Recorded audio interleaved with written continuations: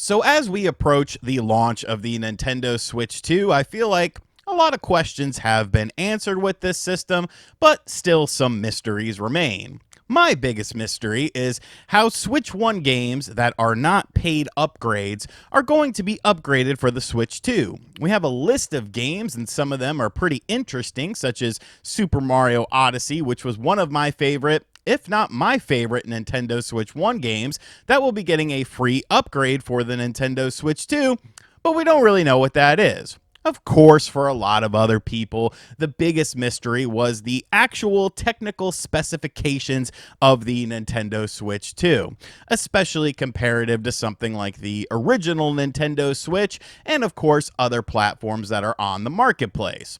Well, it seems like we actually have a leak pretty much identifying all of the real technical specifications of the Nintendo Switch 2 that was revealed yesterday. And boy, oh boy, has this been a talking point for all sides of the spectrum in terms of people that don't like Nintendo, in terms of people that live and die for Nintendo. Some people are like, this is too weak. Some people are in denial that this is even real. And I'm just kind of sitting here like, wow, these are all really strange reactions. So today we're going to go over the information that has been provided, and I'm going to share my thoughts on it. I am not an armchair game developer. I'm not someone who really cares about technical specifications, but I feel like that's actually important for this video and why this video needs to be made. So if this is your first time on the channel, hit that subscribe button. If you enjoy people that just talk from the heart pretty much. So let's take a look at this. Now,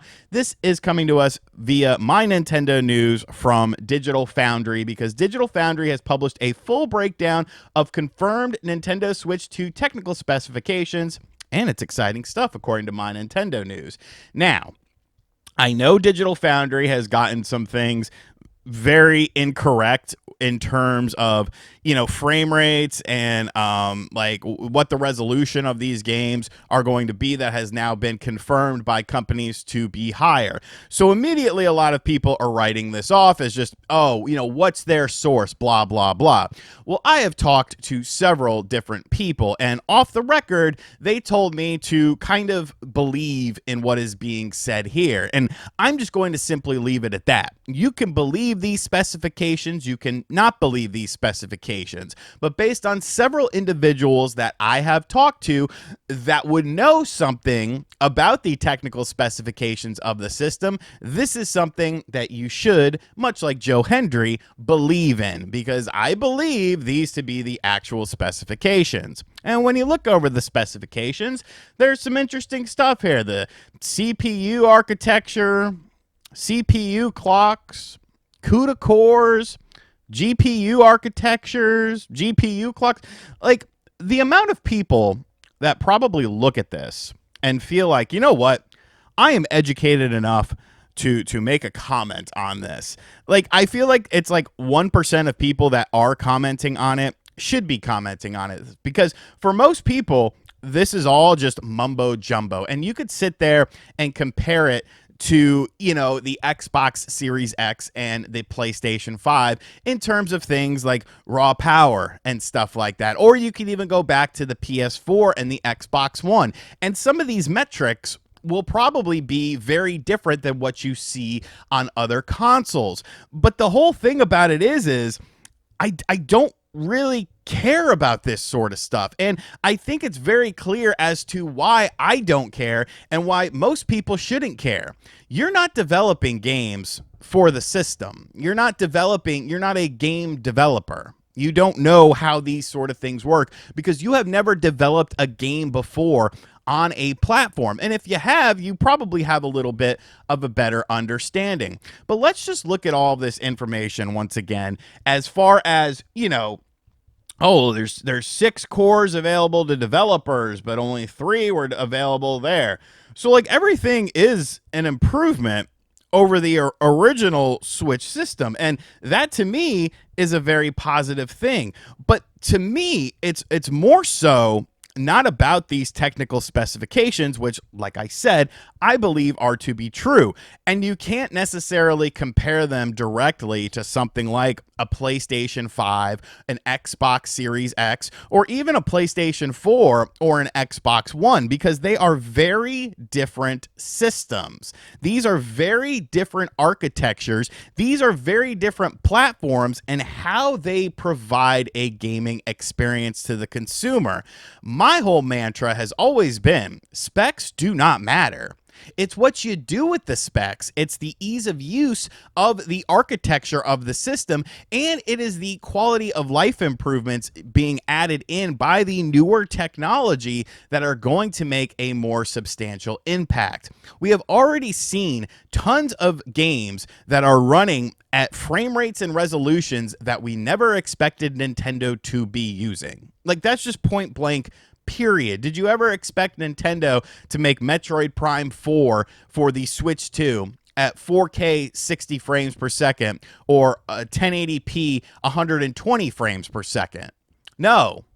Nobody really expected that. We were hoping for 1080p 60 at like the absolute maximum. You have to remember, the system on a chip for the Nintendo Switch 2 is something custom built by NVIDIA, the masters of getting the most out of little things when it comes to DLSS. Do these other systems have a lot of the things that the Nintendo Switch 2 has built into it, like HDR, VRR, of course, the whole thing with DLSS? Like, the newer systems might, but if you sit there and compare it to a PlayStation 4 or an Xbox One, like, no, those systems were based on older architectures that don't have as much quality of life improvements. Of course, all that really matters at the end of the day is how the games look and how the games perform. And so far, I think I've been very impressed, and most people have been very impressed with a hybrid system that is a handheld system that is playing some of these games at optimal resolutions. Even the third-party games are looking pretty good, and this is just the first batch of games. Games like Cyberpunk 2077, which I don't think is a great game to begin with, but, you know, I'll check it out for the culture. Final Fantasy VII Remake, Street Fighter 6. Street Fighter 6 already looks better than the Xbox Series S edition of the game does, and the Xbox Series S, at least on paper, has better technical specifications than the Nintendo Switch 2 does, if you choose to believe this. But on the other side of the coin, I think it's pretty ridiculous the amount of people that are in denial about this and are just like, no, this can't be real. I refuse to believe it. I love Nintendo and I want to sleep with Miyamoto. And it's like, what does it matter? I don't care about technical specifications. Technical specifications do not make a great video game. Technical specifications do not make a legendary video game. Technical specifications do not make a game better. They just don't. It's optimization. It's what you do with the hardware that you have. If that was the case, the 3DO would have been by far the biggest breadwinner of that generation over things like the Super Nintendo and the Sega Genesis, because the 3DO could do things that the Super Nintendo and the Genesis could not do. If that was the case, the original Xbox would have won the console generation over the PlayStation 2, which was way less powerful, and the GameCube. You see what I'm saying? The most memorable games don't rely on just pure technical specifications. We're getting to the law of diminishing returns with graphics anyways. Like, aside from Grand Theft Auto 6, have you seen a game where you're like, wow, that probably couldn't be done on the PlayStation 4 or the Xbox One? I really haven't. And I've played a lot of these games. Like, it's such a weird conversation. It's such a weird conversation to dunk on a company because you just don't like them. And then it's such a weird conversation to, like, negate all of this information because it's not what you thought it was going to be as an armchair developer. It's just like, bro, if this is what it is, which I'm pretty sure it is what it is, that's fine. It's what you do with it. It's what the games are. It's what the experiences are. It's how the games function on the system that it is being designed for. And so far, I think we've gotten a very good glimpse into what this system is capable of. And if this is just the beginning, I foresee things getting even better as time goes on. optimization levels, things getting better, bigger games coming over. A company will always put a game on a platform if they think that they can make substantial amounts of money on it. And with the whole situation with Xbox and PlayStation right now, and Xbox kind of moving out of the console market, companies are going to have to put more games on the Switch too. So if that's your platform of choice, then you're going to be eating good. Or you could just get your money up and buy all the platforms and just not care. Be a normal person. Don't be a fanboy for a piece of plastic for a company that will rake you over the coals and take all of your money with tariffs and world economic conditions as the reason why they have to charge you more for it. Do you want to get me started on that again? Because I will go down that rabbit hole again, and I could talk about that forever. Greed. Anyways, guys, this is just my opinion. Maybe you are an armchair developer. Maybe you are not. Maybe you are not satisfied with these technical specifications. You need more GPU clocks. You need more CUDA cores. You need more memory bandwidth. You need more CPU system reservation, because this is what keeps you up at night. This is what makes you hard. This is what makes you I'm not going to go that far.